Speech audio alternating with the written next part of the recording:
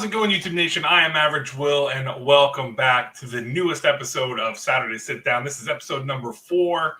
Thank you for coming along to watch this. If you guys saw the thumbnail, you know who my guest is tonight.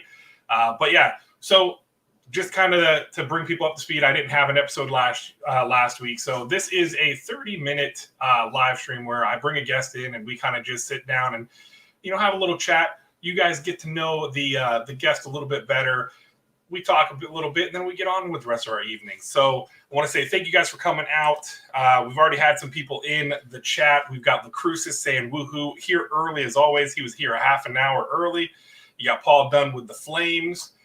Then we got Ruben Guzman, Bearded Avengers Assemble. I know mine is getting gray, though. Like my gray, I did my Instagram video earlier today, and my sister-in-law actually sent me a message, and she's like, oh, that gray is coming in pretty strong. And I was just like, oh, my God. I'm like, it is. It's so bad being, 35, going on 36 with my beard getting grayer and grayer. So I want to say thank you, everyone, coming out. I'm not going to sit here and talk too long. I want to get to the guest, right? So you guys saw the thumbnail. You guys know who it is. It's DJ Linx, the man. I'm going to bring him in. How you doing, DJ? Yo, what's up, Will? Thank you for having me. I'm excited to be here. Nothing better to do on a Saturday evening. So right, I'm excited to be here, brother. Not yet. I got some basketball games to watch later on. Got Florida State. Hopefully, they're gonna pull it out and make a bigger splash. Nice. I think I'm gonna watch Justice League for the third time. Actually, I'm lying. I was watching it before. I paused it. It's like part 4 is about to start. Oh man, do this. My third viewing. So I'll tell you. It was definitely a heck of a lot better than the original. 4 hours is a long time, though. That is a long time to digest that. Yeah, 4 hours is not enough. Not enough. It's not enough. Yeah. I just love it. But what's going on, everybody in the chat? How you guys doing? Yep. Thank you guys for coming out again. Yeah. So now, did you see where they were talking about his trilogy that he had planned out? I saw somebody posted on Instagram where it looked like the 3 movies. It was supposed to be Injustice and then the third one. So that looked pretty cool. Do you think that is still going to happen, or are we just pretty much we got the Snyder cut and we're going to move on? It's weird because my immediate reaction would be like, that's never going to happen. But no one would ever think that we will get the Snyder cut. The thing is, I guess, if the Snyder cut and HBO Max, if that could translate to dollars and subscriptions, because it's all a business. If it can translate to dollars and subscriptions, then it might happen. But I'm not holding my breath for the Snyderverse. Right. Yeah. So I like the whole concept. The fact that we actually got, I think Steppenwolf looked so much cooler in the Snyder cut versus the original, and or I guess Josh Whedon's version of it, because Snyder's cut is the original. So are you more of a DC or a Marvel guy? When it comes to movies, when it comes to movies, I'm definitely MCU all day, every day. What up? Shout out to MCU. But when it comes to the comics, I've always been a Marvel guy, not really a DC. So literally this year is the first time that I've purchased DC comics. But like right now, I'm indie all the way. Like all my favorite books are indie books. Department of Truth, Two Moons, like all the Image stuff. And then some great Boom Studios with Proctor Valley Road, which is awesome. So right now, I would say I'm indie, but my favorite characters are Marvel characters. Okay. So yeah, I know indie's a big part of my collection too. I think with everything that Boom's doing, and they're killing it now. What got you into the collecting? Have you been doing it since you were younger, or is it something you just got into? Yeah, I would say what definitely got me into collecting was I have 2 older brothers, and then my oldest brother, he had a couple of comic books. So then I just knew what the books were from, digging in his drawer and taking them and flipping through them when he wasn't home. So that was like my first introduction to comic books. But it was really when I would go to the store with my mom, and mind you, I'm like 8, 9 years old. We would go to the bodega, and at the counter, they always had Garbage Pail Kids. So we all collected Garbage Pail Kids cards. And then one day they didn't have those, but they had the Marvel Series 1, the 1990 Impel cards. And I was just like, what the hell is this? Where's the Garbage Pail Kids? So anyway, my mother bought me a pack of the cards, and I was hooked since then. So I had no idea those were comic book characters until, you read the cards and all that other stuff. So then I was hooked. And then from there, I started getting comic books whenever, my grandfather would give me some money or my parents would give me some money. I would beg my uncle to, take me a couple of blocks because I was too young to go by myself to go buy some comic books. That was that. But before the comic books and the cards, my first love has always been figures and toys. So when I was younger, I had a bunch of action figures. I was the only, out of my siblings, I was the only one that liked action figures. All my other siblings liked trucks and cars and stuff like that, and remote control cars. I liked action figures. So then, I had the G.I. Joes, the Ninja Turtles, Mr. T, Chuck Norris, and that's always been my jam. And I would take care of, my next door neighbor would come over and we would play, and he would take the toys and fight in the air. And I'm like, that's not realistic. You have to put them down and kick and stuff like that. Yeah. But my first love has always been action figures. That's cool. Yeah. I had, which I wish I would have kept them to pass them on to my son, because I had bins full of Ninja Turtles, because we would every Sunday morning we'd go to church, I'd go to CCD class, and then we'd go to the flea market and to Walmart and to the market to get Pogs and trading cards, and then Ninja Turtles. I would always look to try to get, with my allowance, I'd get my little allowance money for doing my chores, and I'd blow it on Ninja Turtles, and had so many.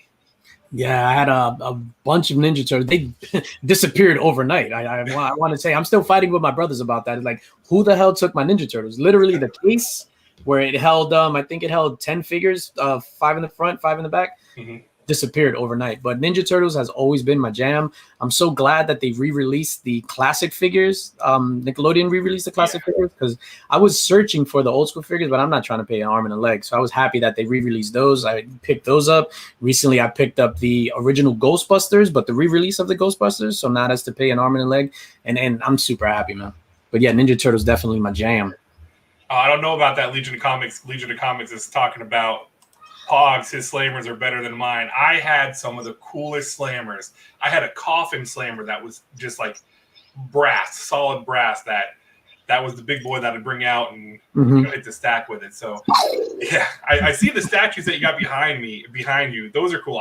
I've been looking into getting statues, but I don't have the room here in my office. I've joked with my daughter now that she's off at college. I'm like, well, I'm taking your room, and your room's going to become my comic book storage room, so that I can go get statues for the office. And she tells me I can't do it. And I don't know. I'm waiting for my daughter to move out. Well, she actually is, which is funny. So she's moving downstairs. So we're renovating downstairs for her, and she's moving out. We're almost done. So by the end of April, she'll probably be downstairs. But yeah, I have these. These are the shelving units. They're Detals from IKEA, and they're Hot Toys figures. So that they're figures, super realistic. I was gonna say stylized, not stylized. Super realistic. Like the Iron Man that you see right here. Like it's metal, so it's all die-cast metal. And then nice. like the cap, well, all of them, their clothing is fabric. And okay, that's cool. It's like mixed media, yeah. And then I have, you can't see it here, but I have a bunch of statues on this wall that you can't see, that are actual like statues. Yeah, I know you have a new live stream that's going to be happening on Friday the 2nd, and you got Gem Mint, the man of statues. Like, I've seen some of the statues he's had on his channel, and I'm just like, holy cow, they're huge. And yeah, expensive. That's definitely more of a expensive habit versus the comics can get expensive. Yeah, definitely comics can get expensive. When I was buying statues, so I started as an adult. I started with the statues first. I remember my first statue. I have a quarter scale T800 endoskeleton. Quarter scale, right? The premium format. And I bought that. I won the football pool at my job. So it was just like, here you go, $600. And I was just like, okay. So I was walking in the city, went into Forbidden Planet, which is one of the bigger comic book stores in the city. And I was just like, yeah, I'll take that, please. And that started the addiction of statues. So I did the statues, and then I got I have a Predator maquette from Sideshow, and I was just like, that was my holy grail at the time. And I was just like, I'm gonna get this statue, and I'm not gonna buy any more statues. And then I wasn't lying, because I didn't buy any more statues. But then I got into Hot Toys, and I bought like all these Hot Toys. I have as far as Hot Toys, probably like 100 and change. Wow. Yeah. It's a dangerous hobby. Very addicting. Very addicting. Yeah. That's what I'm thinking too. Is like, man, if I start buying a couple, it's like I'm just gonna want it because, like, I'm seeing all the Marvel ones behind it. I'm like, oh, I'd have to get the whole, I'd have to get all the Guardians of the Galaxy. I'd have to get the Avengers because I would want to have the full sets. And next thing I know, again, you're looking at 100+ statues. It's like, oh, yeah, exactly. You can't just get Iron Man. He needs someone to talk to. Right. So now I mentioned the show you have. Is it going to be a weekly show every Tuesday, in the mix, or is it something that's going to be bi-weekly? Yeah, that's a great question. I don't know. I'm going to be completely honest with you. I don't know. So it's going to be Fridays, 9 p.m. Next Friday is the first one, April 2nd. As of right now, I like to go weekly. If not, then we'll do it bi-weekly. But I might do it because I'm still toying with the idea, like have a guest, then have a hangout, then have a guest, then have a hangout. So bi-weekly guest, then the switch side to that, just a hangout, so bi-weekly hangout. But I don't know. It depends how the first show goes, how it's received, and then we'll go from there. Because lives, I'm not gonna lie, lives is not my thing. Yeah. So especially facilitating a live, it's a lot, man. Like dealing with the guest, talking to the guest, the preparation for that live, navigating the controls of StreamYard, making sure you're being interactive with the audience. It's a lot, yeah. So I don't know. We'll see. Stay tuned. I know. Yeah. So I mean, when I first started doing it, it was like, because my What We Get Wednesdays, I actually recorded that and uploaded that as a video. Then I'm like, well, it feels weird doing kind of like a haul video. And I wanted to do stuff, interact, and I saw other live streams. Alex Wink Inc. was one of the ones I loved watching his on Sundays, and I'm like, man, I want to do a weekly show. So I started doing my Wednesday show, and again, it was more of I'm just gonna throw caution to the wind. I'm just gonna get on there. If it's horrible, I'm gonna roll with it, and we'll see what happens. And yeah, it can be nerve-wracking, but I think once you get into it, you'll get comfortable with it. Yeah, and you'll be all right. Yeah, no, I hope so. I hope so. Sometimes I'm my biggest critic and I'm my biggest obstacle. Yeah. And I think it'll be okay. It'll be okay. Yeah. So that's cool. So you have, I think you have one of the most recognizable, the stick around, and that's like exactly. You got that trademark, and that's like one of the ones you hear, and it's like, oh, that's DJ Linx. Was that something you like kind of worked on, or it just kind of came to you? No, that's funny. So with the stick around thing, like I would watch a bunch of videos in prep for when I was going to launch my channel. So I would watch a bunch of videos, and then I was just like, I like the idea of saying what the video is going to be up front. So today is going to be blah, blah, stick around. So I got that actually from Paul Heyman, like cutting his promos, right, in WWE. So when he would go into the ring, he'll be like, my name is Paul Heyman, and today I'm going to tell you how Brock Lesnar is going to kick this guy's butt at WrestleMania. Boom. So if you're not into that, go to the bathroom, change the channel, do whatever, and skip the promo. So that I got that from Paul Heyman, the intro thing. The stick around, that just came naturally. My favorite movie is Predator, right? And there's that scene where Arnold Schwarzenegger throws the machete and some guy lands up against the pole, the wooden pole, and he's like, stick around. Yeah. I just said it one day, and I was like, you know what? That sounds cool. I'm going to say it. And then, that stick around was born. And it's funny how my name is now synonymous with that, which is insane to me. But yeah, it's pretty cool at the same time. Yeah, you just have. I mean, again, it is just one of those. Almost like you could trademark it, as you're saying, because again, everyone when you hear it, it's like it is. It is with your name and everything. So that's cool. And then you have the Brooklyn way, which I like that. And obviously, you're from Brooklyn and everything. The DJ now were you doing, I guess, like gigs and everything? Or was it a hobby for you with DJing? No, I was, I don't want to make it seem like I was like some big DJ, DJing in stadiums and whatever. I wasn't. So I had my normal 9 to 5 as always. And then I had my side business, but it was a legit LLC with contracts and all that stuff. My DJ business. So I did weddings, bar mitzvahs, sweet 16s, baby showers, whatever it was that paid. And it was, I was considered a mobile DJ, so I would go with my entire equipment. So you would hire me, I'll show up my mixer, my laptop, my speakers, my everything stuffed in my car. as opposed to going to a club where you just bring your laptop and then you spin on whatever equipment was there. And that was a pain in the ass, like, lights, everything. So I did that for a while, and it was like too much. And then I started doing from the gigs. My boy was like the district manager of Victoria's Secret, so the women's underwear store, whatever it is, the women's store. And they would have these in-stores where they would hire DJs. And he was like, dude, would you be interested in doing this? And I was just like, yeah, how much is it? So oh, nice. That in-store was like triple the money of me doing a party. So I was just like, okay. hell yeah, just to stand there and play music for maybe 2 hours. So it was triple the money and like half the time. So whatever. So then at the tail end of my DJ career, that's what I was doing, like in stores, like in the mall, stuff like that. And then COVID happened. So I was just like, let's try this YouTube thing out. Now you'll be now your channel has been around for a little bit just because you had it created. When did you actually create or start creating content? Because you hit the Magic 1000 recently, which is awesome. Congratulations again on hitting that. Thank you, sir. How long have you been making videos or content for YouTube? So I uploaded my first YouTube video on April 28th, 2020. So then next month it'll be a year. Nice. Of being a content creator. And the accolades came pretty fast. The watch hours, which I was surprised, the watch hours, because we could do the 1,000 subscribers all day. Eventually that's going to come, but the watch hours it's probably the harder milestone.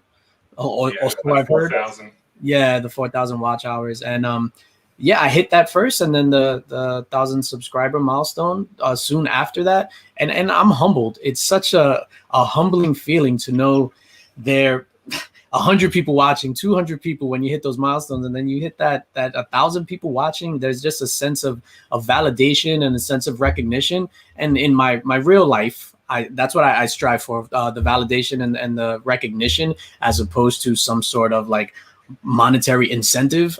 I prefer the recognition, and that hitting that 1,000 subscribers and the watch hours is definitely a stamp of validation for me. Oh, that's cool. That's cool. Yeah, I mean, it's definitely something that, I mean, even with me being at 600, I can't believe that many people want to be, subscribed to me when there's nothing special here. It's just some opening up boxes, but I have a good time with it. And I love the crowds we get in here, the people that we get into the chat. So now, was it COVID that got you into doing the YouTube thing? Yeah, it was definitely COVID. So when the pandemic hit, so at the time at my job, I was in charge of the video production department, and there was no videos to produce. Right. So I went to work. I have my own equipment, but then I was just like, let me grab some of the equipment from work and see what's what. I'm a creative person by nature, or I claim to be a creative person by nature, and I needed an outlet to create these videos. Like, I love video production. I love editing, even more so than filming the video. I love the editing piece to it. So I was just, let me do that. So then I started filming the videos, and I just had a ball editing the content. And that's my first love is like editing. And I was just like, let me take advantage. I needed a creative outlet because I didn't want my tools to become dull. So when, let's say, the pandemic is over, then I don't know what the hell is going on when somebody hires me to film and edit something. So it was just basically to keep my tools sharp and just create content and get back into this comic book community. Like, I love comics ever since I was like 10 years old. Like when I told you, I stumbled across those Marvel cards. And I've always talked about doing this with my friends. I know I have a friend, his name is Dano. He was like, dude, you need to do this. Talk about your hot toys, talk about your statues, whatever. You could do it. You have charisma. And I was like, whatever, blah, blah. But if not for the pandemic, I don't think I would have done this. Nice, yeah. You definitely bring quality. You can tell, like, with the editing, and then even like the DJ Linx, and I believe I heard you say it in a live stream. That's your wife that does the DJ Linx? Oh, the DJ Linx. Yeah, yeah, that's my wife. She recorded that. That was my drop for when I was, doing the DJ stuff, right. And she recorded that like what, 2007, 2008. Oh, nice. Yeah, that's funny. And who knew you use it so much now with the videos and everything? That's awesome. So I'm gonna walk it back to, you had talked about Predator. Predator is your favorite movie. Are you excited? Are you optimistic, or are you skeptical with Marvel going to be releasing the Predator comic here in the next couple months with now dropping Aliens? Yeah, that's a great question. At first, I was super skeptical, so I'm already all in for the covers. Right. That's a given. And I was just like, okay, we're gonna get a watered down version of Predator. We're gonna get like a Aliens versus Predator, like the film, how it was PG-13. Yeah. But then after reading Aliens 1 the other day, I was like, whoa, now I'm excited. Yeah. Like, Aliens was awesome. I mean, Alien number 1 was awesome. And I'm like, if they can transfer this sort of storytelling, because the story was awesome and the suspense into that Predator title, I'm there all day. So yeah, I'm excited for that. Yeah, no, that's it. Caught me by surprise how good Alien was. Because I was with Alien, I was like, man, Marvel's got it. So Disney, although they are letting they're letting Deadpool 3 be rated R, so hopefully they're going to allow them to have their creativity to give us Predator the way it needs to be, with the gore and everything and the blood, and have that. And yeah, Alien was really good. So yeah, I'm looking forward to it. Yeah, definitely. All right, so which of the movies is your favorite? From the Alien franchise? From Predator, sorry. From Predator. Oh, Predator 1 all day. Predator 1, my favorite movie. For me, it's just a great piece of art, right? So then it's just sort of this like tough dudes full of machismo in the jungle in the beginning. Then it turns into like a sci-fi movie. And then for that second half of the movie, or let's say the last third of the movie is just silence. There isn't any talking. That score is amazing. I think it's Arnold's best acting work, because people could say, oh, he was great in Terminator. He was great in Terminator, but he was playing a robot, and he's kind of a robot in real life. Yeah. So I think it's his best acting work, and just the storytelling was awesome. And it was one of those things where it's just so weird how, like, when my daughter was growing up, I try to shield her from stuff to watch on TV, but I was 9 years old, and my mother would be like, just be quiet and watch TV. Here's Predator. She recorded it on a VCR tape for me. And whenever I wanted, here's Predator, boom. And I would watch Predator. So aside from me thinking it's a fantastic movie, it also holds a big place in my heart just for that nostalgia's sake. Yeah, I definitely, it was something that came out when I was younger too that I loved, and seeing all those different, I liked the second one for the fact that it took place in a city, but with Gary Busey and Danny Glover, I don't know, it was a little rough there. But yeah, I'm with you on I am with you on number 1 being the best. I did like Predator, the one, although Adrian Brody, I don't think would have been my choice for the lead. Yeah, no. But I liked how the one sniper from South America had talked about Arnold's team, and then the fact that I wish they would have made the sequel like they did with the video game, where they continued with Arnold's character, where they set up the whole foundation and everything, kind of like what we got with the newest movie Predators, where they had that foundation set up to study the Predators. Yeah, definitely. I wish it went down that route, but I'm going to be honest. The movie comes out, I'm going to be there. So like Alien versus Predator Requiem, I remember it came out on Christmas Day. Horrible movie, 0 stars. I went Christmas morning. I was the only one in the theater, and I was giddy. I was like a pig in slop. I was just like, yay, Predators. I just want to see aliens and Predators fight. All right. Yeah, it was that was definitely a rough one. So I'm hoping that with the comics coming out, we can get some buzz with them that will get. I know Ridley Scott has his third prequel that he wants to do for the Predators, or for Alien. Yeah. So I'm hoping that we can get a pretty much reboot on the Predator movies and actually put together a nice like trilogy set of movies that has a nice build up for it, so we can get a nice scene and get some more of the history, because there's so many of the different Predators and stuff like that. That is great. Like with the blood. The oh god, what the hell are they? The ones that the blood traders or whatever they're called. I was reading some of the comics a couple weeks ago, so it'd be interesting to see some of that stuff. Yeah, definitely. I would love to see. I know they showed a glimpse of it in I think it was Alien versus Predator Requiem, where they showed like the Predator planet. I would like to Yeah. see something there. Yeah. All right. So want to go into the superheroes because I always like to ask everyone that I have on, who are your 3 favorite superheroes? It could be Marvel, DC. Mhm. Yeah. So I'm not gonna say my number 1, number 2, number 3 because they're all interchangeables. But I'll just start off with the Hulk. The Incredible Hulk is my guy. There's also a nostalgia factor attached to that too. So I had no idea comic books existed, but I was raised on the Incredible Hulk show with Lou Ferrigno. Oh, yeah. I would sit there. I would watch it with my brothers. Basically, my older brothers had control of the TV, so I had to watch whatever they watched. So it was Incredible Hulk and T.J. Hooker. I was a little kid watching that stuff, but definitely the Hulk because of that the tie to Lou Ferrigno. And then when I started buying comic books, he was the first person that I recognized. So I was just like, all right, this green guy is from the show. Let me rock this.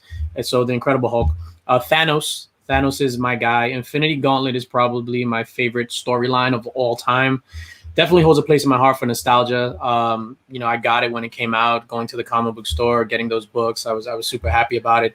It was different for me because he wasn't just a villain that wanted to destroy all life just because he was evil. Like he was doing it for a reason, and that was because he was courting death. And it's the same thing. Like if today, if we're gonna court a lady, we're gonna get dressed up and all that other stuff. To him, it's like, yeah, I'm gonna kill this planet for you.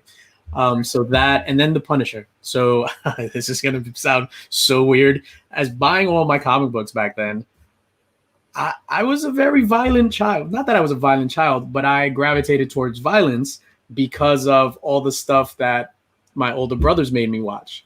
Right. So then I was just like, oh, this guy has machine guns and knives and stuff. And I was 6 years old watching Rambo. So I connected to the Punisher in that way because he was just so different. He was violent and he had guns and he didn't have like a crazy, flashy, bright costume.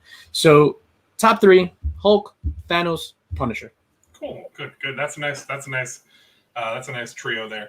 So have you been watching the WandaVision and then now Falcon and Winter Soldier? Have you watched the first couple episodes of that?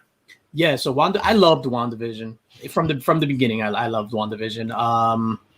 The last episode, you could tell they removed some things because of that. I guess that's one of the issues with Marvel. They have everything so like lined up. If something gets out of line, it throws everything else off. So I feel that they had to, because of everything got pushed back, they had to rejigger that finale of WandaVision a little bit. That's why they kind of Monica got derailed and Darcy got derailed with one line. But overall, I love WandaVision.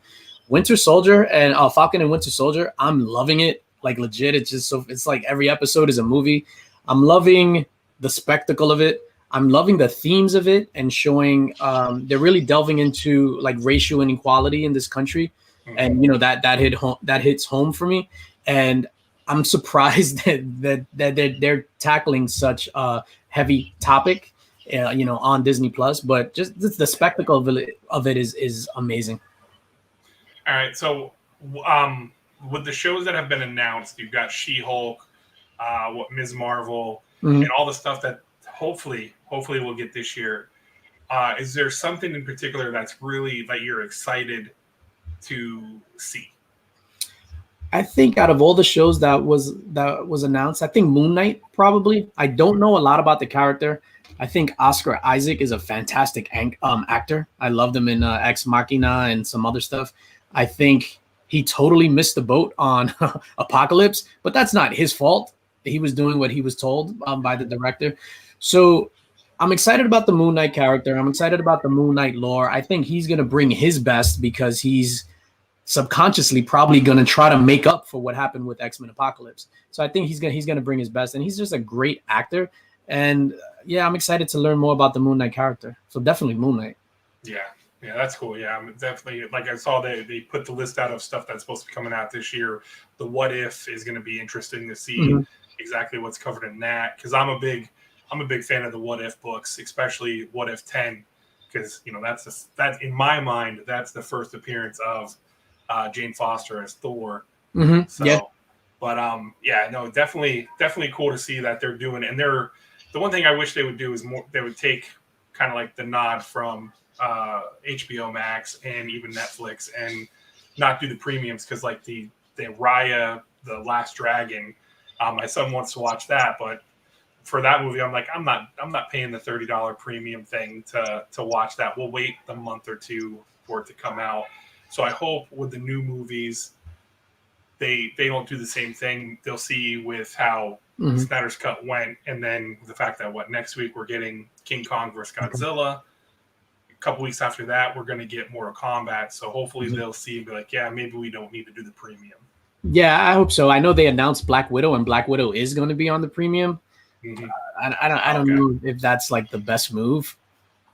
I don't think it's the best move. Just put it out there for free. I know it's a business thing. I feel that's why it's like weird with Black Widow. I feel that if you put out the better movie on Disney Plus for free, you're going to get subscriptions, because people are going to drive to that because it's free. You're going to get your subscriptions. If you put it for the $30, if I'm a regular fan, like obviously I'm going to pay for it because I love the MCU, but that's not going to entice me to sign up for Disney Plus and then pay the $30 on top of that to access it for premium access. So I don't know. It's just a weird business move. Yeah, and especially with that movie getting pushed back. It was supposed to come out, was it the summer of last year? It was supposed to originally come out, and then it got pushed back, and it just got pushed back. Yeah. And, I think May, right? May 2020. Yeah. So it'll be, and so. Yeah, again, they'll get people, but I know that they took a hit with the whole Cara Dune with Gina Carano getting fired. They took a hit on some of their subscriptions. So, if I'm one of the execs, if I'm looking at it and say, okay, we lost all this because they had to have their whole shareholder meeting where they talked about the amount of subscriptions they lost. Yeah, that'd be one thing I'd be looking at. Be like, okay, we got to bring those back, and yeah, it's only $5-6 a month, and you can do the package with ESPN and Hulu. But I don't know. It's tough because with how it is right now, I think the trend's going to be. I think movie theaters are going to go away. I think people are going to be less inclined, even after we get out of the pandemic, to go to the theater. So I don't know. No, I kind of agree with you, and that's probably out the pandemic. The only thing that I really miss is that movie theater experience. We would be in the movie theater every weekend. Sometimes we would be like, even a crappy movie, we would just go watch for the experience. I love movies. And once everything got shut down, one of the first things I did, I went and bought a giant TV. And I was just like, I'm going to try to recreate this experience in the house, especially when, like at the time, I think it was like Apple put out The Invisible Man. And there was another movie that was in the theater weeks before that they was like, we're just going to put this out for people because of the pandemic. And I was just like, that's probably the way that movies are going to go. So might as well just have a giant TV and we could recreate that movie theater experience. But like in New York, movie theaters still aren't open, even at a limited capacity. They're just not open. Yeah. So. Yeah, we're running at, I think it's like 20% capacity here in my area. So yeah, I did the same thing. I went out, had to get myself a 70-inch TV, had plenty of wall space, put it up there. It's like, yeah, got the surround sound. Like, we're good. We're going to set it up because I'm a big movie fan as well. I love the experience and all that. So, kind of getting to a conclusion here with it. You have your show on Friday the 2nd, which is awesome. And then do you have like a regular, drop schedule, or is it just you drop videos periodically? No, I do have a regular drop schedule. So I drop videos Monday, Tuesday, and Thursday. So Monday, Tuesday are usually comic book mystery box unboxings. And then Thursday is my new comic book pickups and my mail call. So it's Monday, Tuesday, Thursday. And then we're going to add that live stream to the mix, in the mix with DJ Linx on Fridays at 9 p.m. Well, the first one is the second, and then we'll see if it's going to be every Friday or every other Friday. Nice, cool. That's awesome. So that's cool. So if you're here and you are not subscribed to this gentleman, the link to his channel is in the description. Exactly. Go check him out. He does some great videos. Has good quality in it. He'll throw in some little special effects stuff, has some good music playing in the background as well. Definitely check out the In the Mix, his first live stream, which is going to be Friday, April 2nd at what time? 9 p.m. Eastern? 9 p.m. Eastern, yes, sir. 9 p.m. Eastern. His first guest is Gem Mint, who's a big member of the community. So that's pretty awesome to have him as your first guest. So looking forward to seeing that. I'll be there to check it out, and I'm pretty sure majority of the people that are here will be there as well. Thank you so much for coming on, man. I really do appreciate it. Yeah, no, thank you for inviting me. I had a lot of fun. And I'm not just saying that as just like the diplomatic thing to say. Thank you for having me. I had a lot of fun. I legit have had a lot of fun. Well, I appreciate that, man. And again, congratulations again on hitting 1,000. You know, I see you continuously growing just because you bring good quality. You have that good charisma. And yeah, I mean, you definitely, now you're thrown into the mix. It's going to be nice to see. So thank you. Congratulations. I want to say thank you everyone who came out today to hang out with us here on the show. Like always, remember, treat each other with respect. Tell somebody you love them. Check in on your family and friends. Make sure they're okay. And make sure you do one random act of kindness a day, simple as letting somebody in front of you in traffic, opening up a door for somebody, something simple like that. As always, thank you guys. Till next time, we're out.